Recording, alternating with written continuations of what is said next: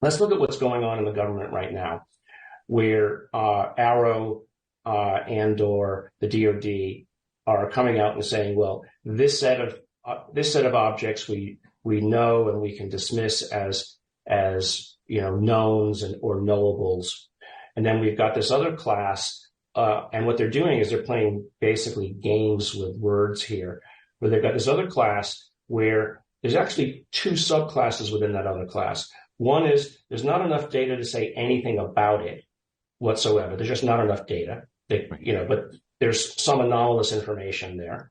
And then there's absolutely anomalous information where they've disproven that it's Chinese or Russian or ours.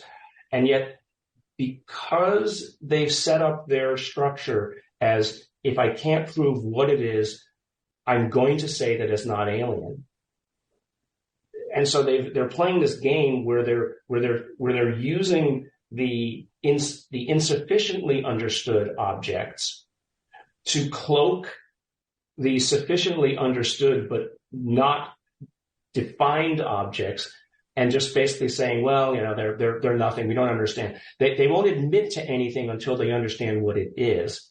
And if it's never going to land and say, hi, I'm an alien, they're playing this game where they're not coming forward honestly and saying, hey, this is just not ours, and it's a technology. So I've been struggling with trying to find a definition or a word that we can use for each of these two classes to start to now force the DoD to admit that these things that they have sufficient information on, that it is something which is not human at the very least, and anomalous.